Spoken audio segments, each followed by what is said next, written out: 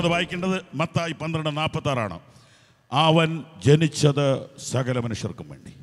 ജാതിയില്ല, മതമില്ല, വർണ്ണമില്ല, പ്രായമില്ല, എല്ലാവർക്കും വേണ്ടി ഒരുവൻ ജനിച്ചു. പേര് യേശു. അവൻ പുരുഷാരത്തോട് സംസാരിച്ചു കൊണ്ടിരിക്കയിൽ അവന്റെ അമ്മയും സഹോദരന്മാരും അവനോട് സംസാരിപ്പാൻ ആഗ്രഹിച്ച് പുറത്തു നിന്നു. ഒരുത്തൻ അവനോട്, നിന്റെ അമ്മയും സഹോദരന്മാരും നിന്നോട് സംസാരിപ്പാൻ ആഗ്രഹിച്ച് പുറത്തു നിൽക്കുന്നു എന്ന് പറഞ്ഞു. അത് പറഞ്ഞവനോട് അവൻ, എന്റെ അമ്മയാർ, എന്റെ അമ്മയാര്, എന്റെ സഹോദരന്മാർ ആരെന്ന് ചോദിച്ചു.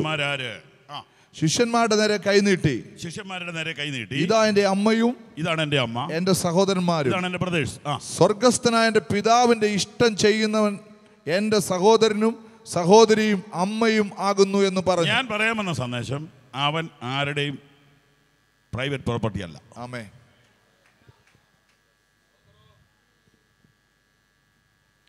അവൻ എല്ലാവരുടെയാണ്. അവൻ എല്ലാവർക്കും വേണ്ടി ജനിച്ചു. 2, അവൻ എല്ലാവർക്കും വേണ്ടി ജീവിച്ചു. അവൻ പരസ്യമായിട്ട് പറയുക.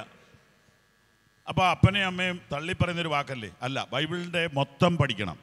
നിനക്ക് നന്മയും ദീർഘായുസ്സും ഉണ്ടാകുവാൻ നിൻ്റെ അപ്പനെയും അമ്മയും ബഹുമാനിക്കണമെന്ന് ആധികാരികമായി പഠിപ്പിക്കുന്ന ബുക്കാണിത്, പഴയ നിയമത്തിലും പുതിയ നിയമത്തിലും. എന്നാൽ അവിടെ പറഞ്ഞ ആശയം കുറേ കൂടെ ആഴത്തിൽ നിങ്ങൾ ഗ്രഹിക്കണം. ആ ഒരു വീട്ടുകാരുടെ പ്രോപ്പർട്ടി അല്ല ഇത്. സകല മാനവ കുടുംബത്തിനു വേണ്ടി ദൈവം അയച്ച രക്ഷകനാണിത്. ദൈവത്തിൻ്റെ ഇഷ്ടം ചെയ്യുന്നവനാണ് എൻ്റെ സഹോദരൻ. ഹല്ലേലൂയ. അവൻ എല്ലാവർക്കും വേണ്ടി ജനിച്ചു, അവൻ എല്ലാവർക്കും വേണ്ടി ജീവിച്ചു. 3 മത്തായി 11:28 കാണാപ്പാടം അറിയാവുന്ന വാക്യമാണ്. അധ്വാനിക്കുന്നവരും ഭാരം ചുമക്കുന്നവരുമായുള്ളവരെ, നിങ്ങൾ എല്ലാവരും എൻ്റെ അടുക്കൽ വരുവീൻ, ഞാൻ നിങ്ങളെ ആശ്വസിപ്പിക്കും. അതെ, 3 അവൻ എല്ലാവർക്കും വേണ്ടി പ്രവർത്തിച്ചു. അവൻ എല്ലാവർക്കും വേണ്ടി ജനിച്ചു, അവൻ എല്ലാവർക്കും വേണ്ടി ജീവിച്ചു, അവൻ എല്ലാവർക്കും വേണ്ടി പ്രവർത്തിച്ചു. അവൻ എല്ലാവരെയും വിളിക്കുക. അധ്വാനിക്കുന്നവരെ, ഭാരം ചുമക്കുന്നവരെ, നിങ്ങളെല്ലാവരും എൻ്റെ അടുക്കൽ വരുവീൻ, ഞാൻ നിങ്ങളെ ആശ്വസിപ്പിക്കാം. അവൻ്റെ അടുക്കൽ ചെന്ന് ആരെയും ആശ്വസിപ്പിക്കാൻ വിട്ടിട്ടില്ല. മാറാ രോഗികൾ, തീരാത്ത ബന്ധനങ്ങൾ, അഴിയാത്ത കെട്ടുകൾ അവൻ്റെ അടുക്കൽ ചെന്നപ്പോൾ അവൻ അഴിച്ചുവിട്ടു. എൻ്റെ അടുക്കൽ വരുവീൻ, ഞാൻ നിങ്ങളെ ആശ്വസിപ്പിക്കാം. ന്യൂ ഇന്ത്യ ദൈവസഭയുടെ ജനറൽ കൺവെൻഷനിൽ ഞങ്ങൾ ഒരുമിച്ച് വിളിച്ചു പറയുന്നു, ഇന്നും അവൻ്റെ കൈ കുറുകിയിട്ടില്ല. എൻ്റെ അടുക്കൽ വരുവീൻ, ഞാൻ നിങ്ങളെ ആശ്വസിപ്പിക്കാം. ആശ്വാസമില്ലാതെ വലയുന്നവരെ, സ്വാതന്ത്ര്യമില്ലാതെ കുഴയുന്നവരെ, ബന്ധിക്കപ്പെട്ട കുടുംബത്തിലെ അംഗമേ, നിന്നെ വിടിപ്പിക്കാൻ ഇന്നും അവൻ്റെ കൈ മതിയായതാണ്. ഞങ്ങൾ വ്യക്തിപരമായി ഓരോരുത്തരെയും കെട്ടുകൾ അഴിക്കുന്നതും വിടിപ്പിക്കപ്പെടുന്നതും ഡെയിലി കണ്ടുകൊണ്ടിരിക്കുകയാണ്. കർത്താവ് എത്ര വലിയവനാണ്. ഇന്നും 2019 അവൻ്റെ കൈ ഉയർന്നിരിക്കുന്നു. എൻ്റെ അടുക്കൽ വരുവീൻ, ഞാൻ നിങ്ങളെ ആശ്വസിപ്പിക്കാം. 4-ാമത്തെ കുറിപ്പ്, അവൻ എല്ലാവർക്കും വേണ്ടി മരിച്ചു. 2 കൊരിന്ത്യർ 5:14 ക്രിസ്തുവിൻ്റെ സ്നേഹം ഞങ്ങളെ നിർബന്ധിക്കുന്നു, എല്ലാവർക്കും വേണ്ടി ഒരുവൻ മരിച്ചതിനാൽ. അത്രയും മതിയല്ലോ. അതെ, അവൻ എല്ലാവർക്കും വേണ്ടി മരിച്ചു, അവൻ എല്ലാവർക്കും വേണ്ടി ജനിച്ചു, അവൻ എല്ലാവർക്കും വേണ്ടി ജീവിച്ചു, അവൻ എല്ലാവർക്കും വേണ്ടി പ്രവർത്തിച്ചു, അവൻ എല്ലാവർക്കും വേണ്ടി മരിച്ചു. തീർന്നില്ല. അവൻ ഉയർത്തെഴുന്നേറ്റതോ എല്ലാവർക്കും വേണ്ടിയല്ല. എന്നെയുള്ളത് എന്നെ ശ്രദ്ധിച്ച് കേൾക്കണേ. കർത്താവ് ഉയർത്തെഴുന്നേറ്റു, വാതിലടച്ചിരിക്കുന്ന മുറിക്കകത്ത് ചെന്നു. ശിഷ്യന്മാരും 11 പേരുള്ളിടത്ത് ചെന്നു, 10 പേരുള്ളിടത്ത് ചെന്നു, 10,000 പേരൊക്കെ ഉള്ള സ്ഥലങ്ങളോട്ട് പോയില്ല, പാർലമെൻറ്റിലോട്ട് പോയില്ല, കോടതിയിലോട്ട് പോയില്ല. എന്തിനു നിസ്സാരം? ഞാനൊരു ഭാവന പറയുക. ശിഷ്യന്മാർ അകത്തുനിന്ന് കുറ്റിയിട്ടിരിക്കുന്ന ഡോറിനകത്ത് വാതിൽക്കൽ മുട്ടാതെ ഇറങ്ങി നിൽക്കാൻ പറ്റുമെങ്കിൽ പീലാത്തോസിൻ്റെ കൊട്ടാരത്തിൽ ചെല്ലാൻ പറ്റുമോ? ഹലോ, പറ്റും. സെക്യൂരിറ്റി ഒന്നും അവനെ തടയത്തില്ല. പോലീസും പട്ടാളവും ഒന്നും അറിയാതെ അകത്ത് വരാൻ പറ്റുമോ അവനല്ലേ? അങ്ങനെ നേരെ പീലാത്തോസിനെ മുറി ചെന്ന് ഇറങ്ങിയിട്ട് പീലാത്തോസിനോട് ചോദിക്കുക, ഈ മുഖം ഓർമ്മയുണ്ടോ? അല്ല, ചുമ്മാ ഒന്ന് ഭാവന കണ്ടു നോക്കി. പീലാത്തോസ് അപ്പോഴേ ബോധം കെട്ടു വീഴും. ശരിയാണോ? ഹേരോദാവിൻ്റെ കൊട്ടാരത്തിൽ ചെന്നാലോ? പോയില്ല. പേടിച്ചരണ്ട് വാതിലടച്ച് കർത്താവിനെ പ്രതി ജീവിതം മുഴുവൻ നടന്ന ഒരു ചെറിയ ഗ്രൂപ്പിന് പ്രത്യക്ഷപ്പെട്ടു. അതിനേക്കാൾ എനിക്ക് അത്ഭുതമായിട്ട് തോന്നുന്നത് എബോസിലേക്ക് പോയ ആ ഒരു കൊച്ചു ഫാമിലിയുടെ കാര്യമാണ്. അത് ഫാമിലിയാണെന്നാണ് ഞാൻ വിശ്വസിക്കുന്നത്. സ്തോത്രം. ക്ലെയോപ്പാവും ഭാര്യയുമാണെന്ന് ചിന്തിച്ചാൽ കുഴപ്പമൊന്നുമില്ല. ഇനി അല്ലെങ്കിൽ അത് വലിയ അപകടകരമായ പഠിപ്പിലൊന്നും അല്ലല്ലോ. അവിടെ ചെല്ലുമ്പോൾ നമുക്ക് തിരുത്താമല്ലോ. അല്ല, ചിലർ ഭയങ്കര വാശിയുണ്ട്. അതോട് ചോദിച്ചാൽ ഇത് കുടുംബമാണെന്ന് ഞാൻ പറയുന്നതിനകത്ത് കാരണം എന്നാ അറിയോ? നിങ്ങൾ വീട്ടിൽ പോയി വായിക്കണം. വിശ്വാസികൾ ഭൂരിപക്ഷം ഉള്ളതുകൊണ്ടാണ്. ലൂക്കോസ് 24 വായിച്ചു വരുമ്പോൾ ഇവർ തമ്മിൽ ഭയങ്കര തർക്ക. സ്തോത്രം. ഈ ജോസ് പാസ്റ്റർ എനിക്ക് വേണ്ടപ്പെട്ട ആളാണ്. ഞങ്ങൾ നമ്മൾ ഇന്ന് വരെ ഒരു തർക്കവും ഇല്ല. എന്നാണെന്നറിയാവോ? ഒരു വീട്ടിലല്ല താമസിക്കുന്നത്. അതുകൊണ്ട്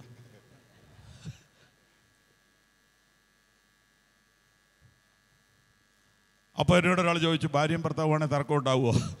ഒരു 5 മിനിറ്റ് മിണ്ടാതിരുന്ന് ആലോചിച്ച് നോക്കാൻ പറഞ്ഞു. ഇന്ന് തന്നെ എത്ര പ്രാവശ്യം തർക്കം ഉണ്ടായി? യോഗത്തിന് പോണോ വേണ്ടയോ, എപ്പോൾ പോകണം?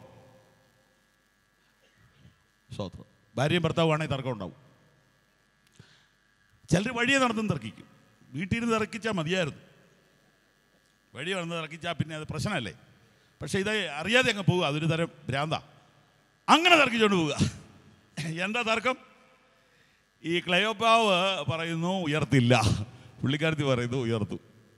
ആ പുള്ളിയുടെ വാക്കുകളുണ്ട്. ഞങ്ങളുടെ കൂട്ടത്തിൽ ചില സ്ത്രീകൾ കല്ലിറക്കി ചെയ്തു, അപ്പോൾ ഞാൻ പോയിട്ടില്ല. ഞാൻ അങ്ങനെയൊന്നും വിശ്വസിക്കുകയില്ല. ഇത് പെണ്ണുങ്ങളിങ്ങനെയൊക്കെ പറയും. സ്തോത്രം. അവർക്ക് പ്രത്യക്ഷപ്പെട്ടു. ആ കൊച്ചു ഗ്രൂപ്പിന് എന്താ കാര്യം? ഒരു സത്യത്തിന് വേണ്ടി നിന്നവരാണ് അവർ. അവർക്ക് പ്രത്യക്ഷപ്പെട്ടു. കൂടെ ചെന്നു. നിങ്ങൾ എന്നെ സംസാരിച്ചുകൊണ്ട് നടക്കുന്നത്? അപ്പോൾ അവർ ചോദിക്കുക, നിനക്ക് ഇതൊന്നും പല നീ ഏത് നാട്ടുകാരനാ? അപ്പോൾ കർത്താവ് വേഷം മാറി, അഥവാ തന്നെ വെളിപ്പെടുത്തിയില്ല. ഹല്ലേലൂയ. അവന് ചെറിയ കൂട്ടത്തിന് പ്രത്യക്ഷപ്പെട്ടു. ഒരു ഫാമിലിക്ക് വേണ്ടി അവൻ പ്രത്യക്ഷപ്പെട്ടു. എന്തിനാ? അവരെ വിശ്വാസത്തിൽ നിലനിർത്താനും അവരെ സന്ദേശത്തിന് വേണ്ടി അയക്കാനും. പക്ഷെ പീലാത്തോസിന് പ്രത്യക്ഷപ്പെട്ടില്ല, ഹേരോദാവിന് പ്രത്യക്ഷപ്പെട്ടില്ല, മിടുക്കന്മാർക്കൊന്നും പ്രത്യക്ഷപ്പെട്ടില്ല. യേശു ഉയർത്തത് എല്ലാവർക്കും വേണ്ടിയല്ല, തൻ്റെ മരണം വിശ്വസിക്കുന്നവർക്ക് വേണ്ടി. 2-3 പേർ എൻ്റെ നാമത്തിൽ കൂടെ നടത്തിയാനുണ്ട്. ദൈവസഭയ്ക്കാണവൻ. അവൻ ജനിച്ചത് എല്ലാവർക്കും വേണ്ടിയാ. പക്ഷെ അവൻ പക്ഷപാതം ചെയ്യുന്നത് എല്ലാവർക്കും വേണ്ടിയല്ല. വചനം ഓർമ്മയുണ്ടല്ലോ, താൻ മുഖാന്തരം ദൈവത്തോട് അടുക്കുന്നവർക്ക് വേണ്ടി പക്ഷപാതം ചെയ്യുവാൻ യേശു സദാ ജീവിക്കുന്നു. യേശു പക്ഷപാതം ചെയ്യുന്നത് എല്ലാവർക്കും വേണ്ടിയല്ല. പിന്നെ ആർക്ക് വേണ്ടിയാണ്? കുരിശിലെ യാഗം വിശ്വസിച്ചവർക്ക് വേണ്ടി. ചേർന്ന് കരങ്ങൾ ഉയർത്തി സ്തോത്രം ചെയ്താൽ. അവൻ പക്ഷപാതം ചെയ്യുന്നത് എല്ലാവർക്കും വേണ്ടിയല്ല, തൻ്റെ നാമം ഏറ്റെടുത്തവർക്ക് വേണ്ടി. അവൻ്റെ ക്രൂശിലെ യാഗം വിശ്വസിച്ചവർക്ക് വേണ്ടി, ആ രക്തത്താലുള്ള പാപമോചനം പ്രാപിച്ചവർക്ക് വേണ്ടി. ഇന്ന് രാത്രി വരെയും ആ രക്ഷയുടെ നിർണയം, ആ വീണ്ടും ജനനം, സുവിശേഷ സത്യം സ്വീകരിച്ചിട്ടില്ലെങ്കിൽ സഹോദര, ഇന്നാണ് രക്ഷിക്കപ്പെടേണ്ടത്. ഇന്നാണ് യേശുവിനെ സ്വീകരിക്കേണ്ടത്. ഇന്നാണ്. ഇന്ന് ഇവിടെ വെച്ച് കർത്താവിന് വേണ്ടി ഹൃദയം കൊടുത്താൽ ഈ മിനിറ്റ് മുതൽ നിനക്ക് വേണ്ടി പക്ഷപാതം ആരംഭിക്കും. ഹല്ലേലൂയ. ഇത് മാറ്റമില്ലാത്ത സത്യമാണ്. ഭൂമിയുടെ ഏത് കോണിൽ നിന്നുകൊണ്ട് കർത്താവിനെ സ്വീകരിച്ചാലും ആ മിനിറ്റ് മുതൽ സ്വർഗത്തിൽ പക്ഷപാതം ആരംഭിക്കുകയാണ്. ഓ, എന്തൊരു സിസ്റ്റം! എത്ര ഉത്തരവാദിത്തമുള്ളൊരു മെസ്സേജാണിത്. താൻ മുഖാന്തരം ദൈവത്തോട് അടുക്കുന്നവർക്ക് വേണ്ടി പക്ഷപാതം ചെയ്യുവാൻ യേശു സദാ ജീവിക്കുന്നു. അങ്ങനെയാണെങ്കിൽ അവൻ മടങ്ങി വരുന്നത് ആർക്ക് വേണ്ടി? തൻ്റെ കാൽവറി യാഗം വിശ്വസിച്ചവർക്ക് വേണ്ടി. ആർക്ക് വേണ്ടി അവൻ പക്ഷപാതം ചെയ്യുന്നോ അവർക്ക് വേണ്ടി അവൻ മടങ്ങി വരുന്നു. ഇതുകൊണ്ടാണ് അപ്പോസ്തലൻ പറഞ്ഞത് കാത്തു നിൽക്കുന്നവർക്ക് വേണ്ടി. അങ്ങനെയാണെങ്കിൽ ആർക്ക് വേണ്ടി യേശു വരുന്നു കാണിക്കാം. പ്രാർത്ഥനയോടെ ഈ സന്ദേശത്തിൻ്റെ സമാപനത്തിലോട്ട് നമുക്ക് നടന്നു കയറാം. ആർക്ക് വേണ്ടി അവൻ വരുന്നു? ഒന്ന്, കാത്തു നിൽക്കുന്നവർക്ക് വേണ്ടി. കാത്തു നിൽപ്പ് വളരെ ബുദ്ധിമുട്ടുള്ള കാര്യമാണ്. നിങ്ങൾ ആർക്ക് വേണ്ടിയെങ്കിലും കാത്തു നിന്നിട്ടുണ്ടോ? കാത്തു നിൽപ്പ് വളരെ ബുദ്ധിമുട്ടുള്ള കാര്യമാണ്. കാത്തു നിന്നാൽ നമ്മുടെ മനസ്സ് മടുക്കും. എന്നാൽ ആർക്ക് വേണ്ടി കാത്തു നിൽക്കുന്നോ ആ വ്യക്തിയോടുള്ള സ്നേഹവും ആ വ്യക്തിയോടുള്ള വിശ്വാസവും കാത്തു നിൽക്കാൻ നമ്മെ സഹായിക്കും. ഒന്നുകൂടെ പറയാം. ആർക്ക് വേണ്ടി കാത്തു നിൽക്കുന്നോ ആ വ്യക്തിയോടുള്ള സ്നേഹവും ആ വ്യക്തിയിലുള്ള വിശ്വാസവും നമ്മെ കാത്തു നിൽക്കാൻ സഹായിക്കും. ആമേൻ. മകൻ, മകൾ, ഭാര്യ, ഭർത്താവ് ഇവരാരെങ്കിലും ഓസ്ട്രേലിയയിൽ നിന്ന് വരുന്നു എന്ന് മെസ്സേജ് തന്നതനുസരിച്ച് എയർപോർട്ടിൽ നിങ്ങൾ എത്തിയപ്പോൾ ധാരാളം യാത്രക്കാർ ഇറങ്ങി വരുന്നു. നിങ്ങൾ ആ വാതുക്കൽ നിൽക്കും. ആദ്യമായിട്ടൊക്കെയുള്ള യാത്രയാണെങ്കിൽ വീട്ടിൽ നിന്ന് പലരുണ്ടാവും. അങ്ങോട്ട് കയറ്റിവിടാതെ സെക്യൂരിറ്റിക്കാർ തടയും. ഇങ്ങനെ നിൽക്കുന്ന ആ നിപ്പ്, കണ്ണിൽ എണ്ണയൊഴിച്ചെന്നൊക്കെ പറയുന്ന കേട്ടിട്ടില്ലേ? അങ്ങനത്തെ നിപ്പ. ഈ വരുന്ന ആളുകൾ എല്ലാം ഏകദേശം ഒരുപോലെ ഇരിക്കും. അതാണോ ഇതാണോ അതാണോ ഇതാണോ നോക്കി നിൽക്കുക, കണ്ണ് വെട്ടാതെ നോക്കി നിൽക്കുക. നിങ്ങൾ കണ്ടിട്ടുണ്ടാവും അങ്ങനെയുള്ള നിപ്പ്. അങ്ങനെ കുറേ നേരം നിന്നപ്പോൾ മുഴുവൻ പേരും ഇറങ്ങിക്കഴിഞ്ഞു, ആള് വന്നില്ല. ഓ, ചുമ്മാ നമ്മളെ പറ്റിച്ചതാ എന്ന് പറഞ്ഞ് നിങ്ങൾ തിരിച്ചു വരുമോ? ഇല്ല. ഉടനെ തന്നെ നിങ്ങൾ അറിയാവുന്നവരോട് ചോദിക്കും. ഉടനെ അവർ പറയും, ആ ബോർഡെ നോക്ക്, നിങ്ങളുടെ ഫ്ലൈറ്റ് നമ്പർ ഏതാ? ഫ്ലൈറ്റ് നമ്പർ കണ്ടു. അറിയാൻ മേലായിരുന്നു, അതൊന്നും അറിയില്ലായിരുന്നു. ഒടുവിൽ നോക്കിയപ്പോൾ പറയുക, ഫ്ലൈറ്റ് 2 മണിക്കൂർ ഡിലേ. അപ്പോൾ ഇനി എന്നാ ചെയ്യാം? അവിടെ തന്നെ കിടക്കും. അവിടെ തന്നെ ചായ കുടിക്കണോ? കുടിച്ചു, കുടിച്ചില്ല, അവിടെ കിടക്കും. കാരണം എന്താ? വരുന്ന ആളെപ്പറ്റി അത്ര ബോധ്യ, വരുന്ന ആളെപ്പറ്റി അത്ര സ്നേഹമാണ്, അത്ര പ്രതീക്ഷയാണ്. വിശ്വാസം, സ്നേഹം, പ്രതീക്ഷ. ഇങ്ങനെ നിൽക്കുക. വേറെ പലരും വന്നു, അതൊന്നും എനിക്ക് വിഷയമല്ല. ഞാൻ ഒരാളെ കാത്തിരിക്കുക, ആൾ വരണം. വാക്യം മനസ്സിലായോ? കാത്തു നിൽക്കുന്നവർക്കായി വരുന്നു. ഈ തിരക്കിനിടയിൽ, ഈ യാത്രയ്ക്കിടയിൽ, ഈ ബിസിനസ്സിനിടയിൽ നിന്റെ ലക്ഷ്യം മാറരുത്. തനിക്കായി കാത്തു നിൽക്കുന്നവർക്കായി യേശു മടങ്ങി വരുന്നു. Hallelujah, hallelujah. എണ്ണയുണ്ടോ നിൻ വിളക്കിൽ, നീ ഒരുങ്ങിയിട്ടുണ്ടോ എന്ന പാട്ട് കൊയറൊന്ന് എടുത്തു വെച്ചാൽ ഉപകാരം. കാത്തു നിൽക്കുന്നവർക്ക് വേണ്ടി യേശു വരുന്നു. നമ്പർ 2, സ്നേഹിക്കുന്നവർക്ക് വേണ്ടി അവൻ വരുന്നു. 1 കൊരിന്ത്യർ 16:22. നമ്മുടെ കർത്താവിനെ സ്നേഹിക്കാത്തവൻ ഏവനും ശപിക്കപ്പെട്ടവൻ. കർത്താവിനെ സ്നേഹിക്കാത്തവൻ ഏവനും ശപിക്കപ്പെട്ടവൻ. നമ്മുടെ കർത്താവ് വരുന്നു. നമ്മുടെ കർത്താവ് വരുന്നു. കൊച്ചുവാക്യ ഞാൻ ഒരുപാട് ധ്യാനിച്ചിട്ടുണ്ട്. കർത്താവേ സ്നേഹിച്ചാൽ മാത്രം മതിയോ? മതി. വേദപുസ്തകം പറയുന്നത് സ്നേഹിച്ചാൽ മതി.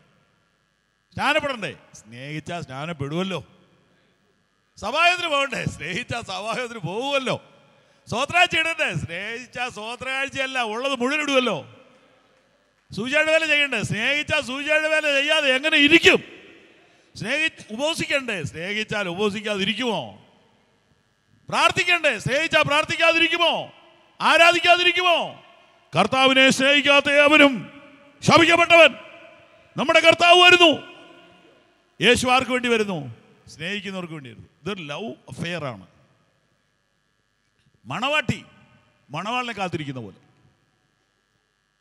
കല്യാണം ഉറപ്പിച്ച പെൺകുട്ടി കല്യാണ ദിവസത്തെ നോക്കിയിരിക്കുന്ന പോലെ സ്നേഹിക്കുന്നവർക്കായി അവൻ വരുന്നു. യേശുവിനെ സ്നേഹിക്കാത്തവൻ ശപിക്കപ്പെട്ടവൻ. എൻ്റെ പ്രിയ അനിയന്മാരെ, അനിയത്തിമാരെ, കൂട്ടുകാരെ, ഇതുപോലെ സ്നേഹിക്കാൻ കൊള്ളാവുന്ന ഒരാളില്ല. ഇതുപോലെ സ്നേഹിച്ച ഒരാളില്ല. ഹല്ലേലൂയ. ലോകത്തിൽ സ്നേഹം സ്നേഹം എന്നൊക്കെ പറയുന്നതെല്ലാം തമാശാണ്. ഈ മൊബൈലിനകത്തൂടെ സ്നേഹത്തെക്കുറിച്ച് പറയുന്നതിൽ വലിയ കഥയില്ല. സ്നേഹം അതിന്റെ അർത്ഥം അറിയണേ, ക്രൂശിലേക്ക് വരണം.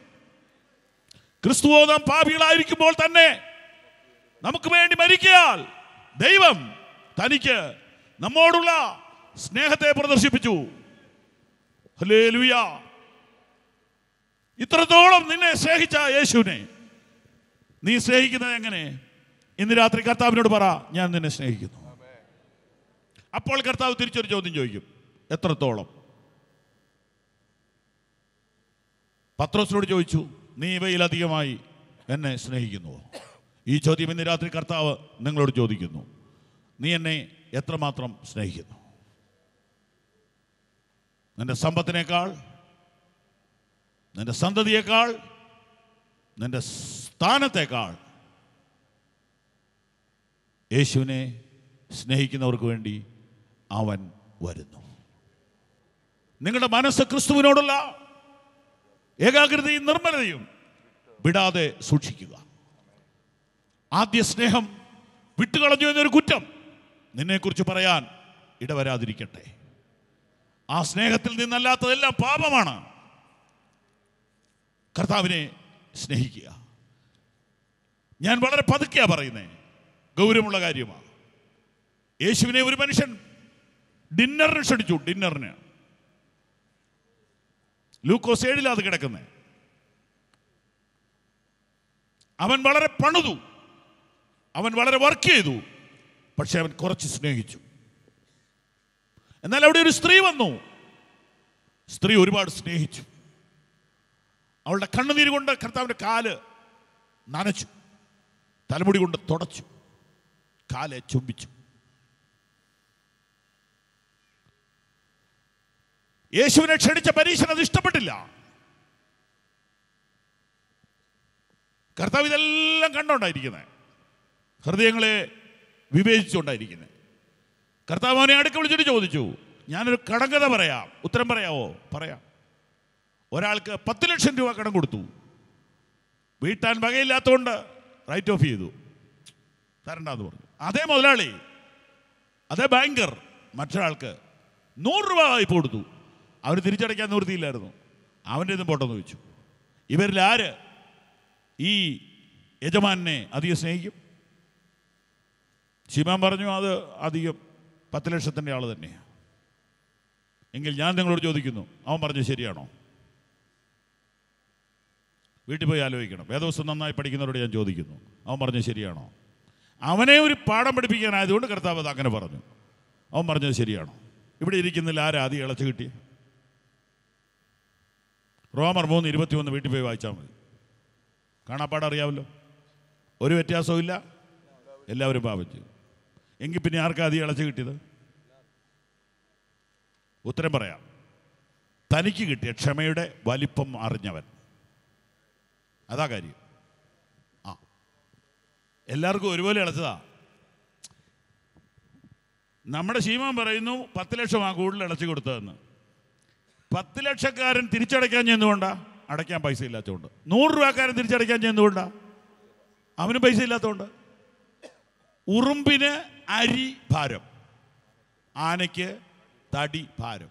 ആന തടി വലിക്കുന്നത് എന്ന് പറഞ്ഞോണ്ടാ, ഉറുമ്പ് അരി വലിക്കുന്ന അതിനേക്കാൾ ഞരങ്ങിയ.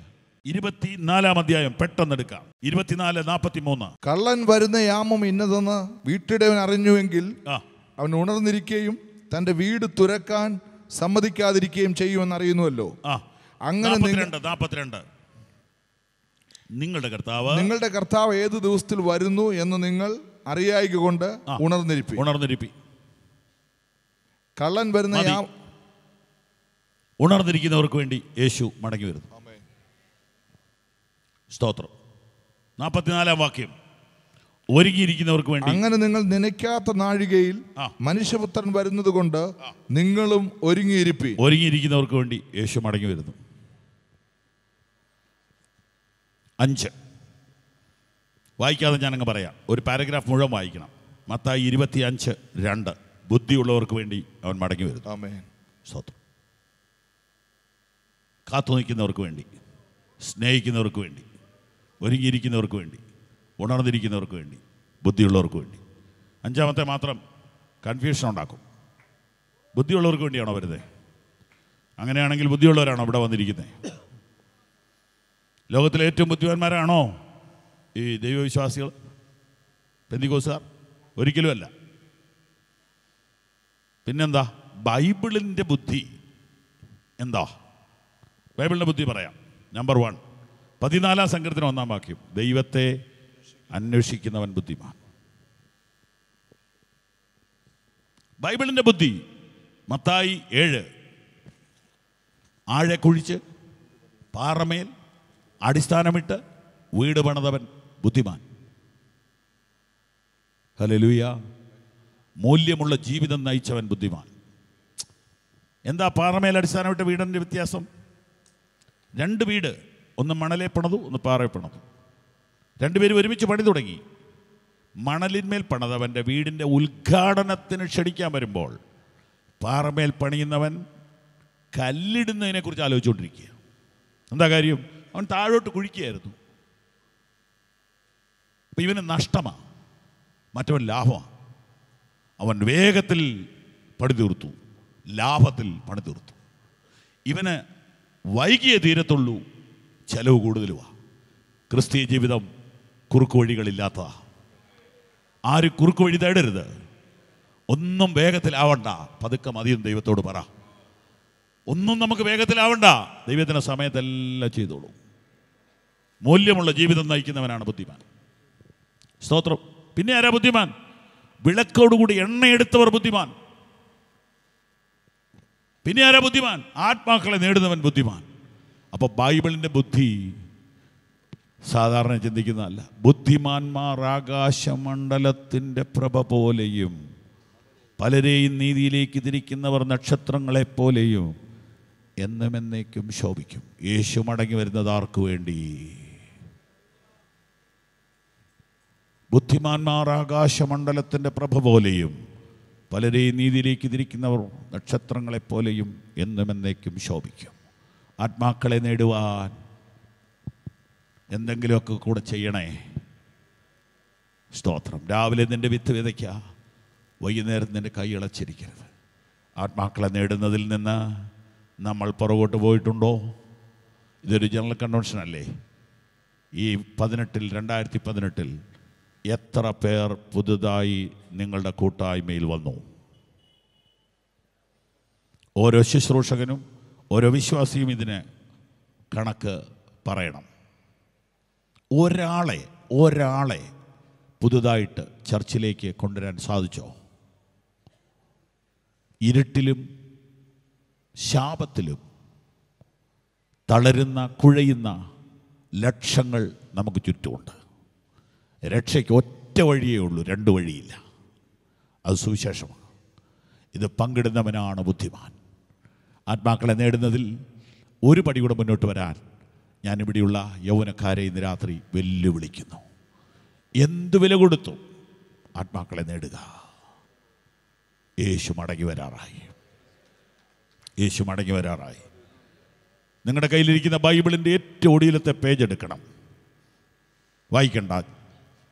അവിടെ 3 പ്രാവശ്യം യേശു പറയുക, ഇതാ ഞാൻ വേഗം വരുന്നു, ഇതാ ഞാൻ വേഗം വരുന്നു, ഇതാ ഞാൻ വേഗം വരുന്നു. 3 സ്ഥലത്തും 3 സ്പെസിഫിക്കേഷനുണ്ട്.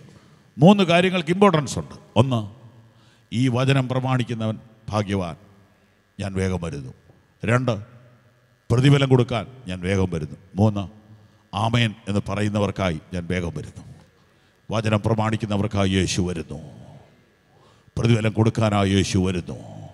ആമേൻ കർത്താവേ വരണമേ എന്ന് ആത്മാർത്ഥമായി പറയുന്നവർക്ക് വേണ്ടി യേശു വരുന്നു. ഇന്ന് രാത്രി കൈകൾ ഉയർത്തിപ്പിടിച്ചുകൊണ്ട് പറയാം, ആമേൻ കർത്താവേ വരണമേ. ഉറക്കെ പറഞ്ഞാട്ട് ആമേൻ കർത്താവേ വരണമേ. എണ്ണയുണ്ടോ നിൻ വിളക്കിൽ? സുവിശേഷം പല പ്രാവശ്യം കേട്ടിട്ടുള്ള സുഹൃത്തെ, ഈ പറയുന്നതൊക്കെ തിരിയുന്നുണ്ടോ?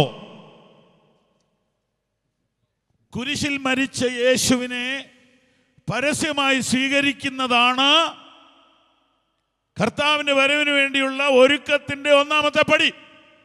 അവൻ നിനക്ക് വേണ്ടി മരിച്ചത് രഹസ്യത്തിലല്ല, അവൻ നിനക്ക് വേണ്ടി മരിച്ചത് പരസ്യമായിട്ടാണ്. അവൻ തല്ലുകൊണ്ടത് പരസ്യമായിട്ടാണ്, അവൻ്റെ മുഖത്ത് തുപ്പിയത് പരസ്യമായിട്ടാണ്, അവൻ കുരിശ് ചുമന്നത് നിനക്ക് വേണ്ടിയാണ്. ഈ ഒരു ആയുസിൽ ആരെങ്കിലും ഒന്ന് കളിയാക്കുവോ കൊച്ചാക്കുവോ ഒക്കെ ചെയ്തോട്ടെ, അതൊന്നും സാരമില്ല. എനിക്ക് വേണ്ടി നിന്ന് സഹിച്ച യേശുവിനായി ഞാൻ ജീവിക്കും എന്ന് പരസ്യമായ ഒരു തീരുമാനം എടുത്തിട്ടില്ലെങ്കിൽ ഇന്ന് എടുക്കണം. ഇതൊരു മഹായോഗമല്ലേ? ഞങ്ങൾ സുവിശേഷം ഒന്ന് പറഞ്ഞോട്ടെ, യേശുവിനായി ജീവിക്കാൻ ഞാൻ എൻ്റെ ജീവിതം സമർപ്പിക്കുന്നു എന്ന് ഒരു വാക്ക് പറയാൻ മനസ്സുണ്ടെങ്കിൽ ആ കൈ ഒന്ന് ഉയർത്തി പിടിച്ച്. റോഡിൽ നിന്നാലും കുഴപ്പമില്ല. ഞാൻ നടത്തിയ സുവിശേഷ യോഗത്തിൽ മദ്യപിച്ചിട്ട് വന്ന് ജീപ്പലിരുന്ന് വചനം കേട്ട ഒരു മനുഷ്യൻ ജീപ്പലിരുന്നുകൊണ്ട് കർത്താവിന് വേണ്ടി ജീവിതം സമർപ്പിച്ചു. എനിക്ക് വിശ്വാസമില്ലായിരുന്നു, പക്ഷെ കള്ളവൻ കുടിച്ചിട്ടുണ്ടെങ്കിലും അവനെടുത്ത തീരുമാനം ദൈവം അംഗീകരിച്ചു. അന്ന് കുടി നിന്നു. പിറ്റേ ദിവസം അവന് കുടിക്കുമ്പോൾ ഛർദ്ദിക്കാൻ വരിക. ഇത്ര എഫക്റ്റീവായ ഒരു മാർഗം ലോകത്തിലില്ല. ഇന്ന് രാത്രി യേശുവിനായി സമർപ്പിക്കുമോ? കഴിഞ്ഞ 5 ദിവസം മുമ്പ് ചെങ്ങന്നൂർ നടന്ന യോഗത്തിൽ ഒരു മനുഷ്യൻ വന്നിട്ട് സാക്ഷി പറഞ്ഞത്, പ്രാർത്ഥിക്കാൻ മുമ്പോട്ട് വിളിച്ചു. അദ്ദേഹം വന്ന് ഞങ്ങൾ പ്രാർത്ഥിച്ചു വിട്ടു. അദ്ദേഹം പറഞ്ഞത് 25,000 രൂപയ്ക്ക് ഒരു ദിവസം കുടിച്ച ചരിത്രം എനിക്കുണ്ടെന്ന്. എനിക്കത് മനസ്സിലാകുന്നില്ല, കാരണം എനിക്ക് ഈ സാധനത്തിന് വില അറിയില്ല. പക്ഷേ ഈ പ്രാർത്ഥനയ്ക്ക് ശേഷം ഞങ്ങളുടെ അവിടുത്തെ സുവിശേഷകൻ ഇദ്ദേഹത്തിന് തലേ കൈവച്ച് പ്രാർത്ഥിച്ച ശേഷം ഈ സാധനം കുടിക്കുമ്പോൾ ഛർദ്ദിക്കാൻ വരിക. മദ്യവർജന സെമിനാറും മദ്യപാനം നിർത്താനുള്ള മരുന്നുമൊക്കെ ലോകത്തിൽ തേടി നടക്കുകയല്ലേ? യേശുവിനായി ജീവിതം സമർപ്പിക്കൂ, അഭിഷിക്തന്മാരെ കൊണ്ട് പ്രാർത്ഥിക്കൂ, ആ കെട്ടിന്ന് രാത്രി അഴിയും. കൈ ഉയർത്തി പിടിച്ചാട്ട്. കർത്താവേ, അനേകരെ ഈ ഗ്രൗണ്ടിൽ വെച്ച് നീ രക്ഷിച്ചിട്ടുണ്ട്. അനേക പാപികൾക്ക് മോചനം ഇവിടെ വെച്ച് നീ കൊടുത്തിട്ടുണ്ട്. അനേക കുടുംബങ്ങളുടെ കെട്ട് നീ അഴിച്ചിട്ടുണ്ട്. ഇത് രാത്രി യേശുവിന്റെ നാമത്തിൽ ഞാൻ പ്രാർത്ഥിക്കുന്നു. സുവിശേഷത്തിന്റെ ശക്തി അവരിൽ വ്യാപരിക്കണമേ. കർത്താവിനെയും കൊണ്ട് മരണത്തിലേക്ക് പോകാൻ കൃപ ചെയ്യണമേ. യേശുവിന്റെ നാമത്തിൽ തന്നെ. എഴുന്നേറ്റ് നിൽക്കാൻ കഴിയുന്നവർ എഴുന്നേറ്റ് നിൽക്കാം. യേശു വരാറായി. എണ്ണയുണ്ടോ നിൻ വിളക്കിൽ? നീ ഒരുക്കിയിട്ടുണ്ടോ?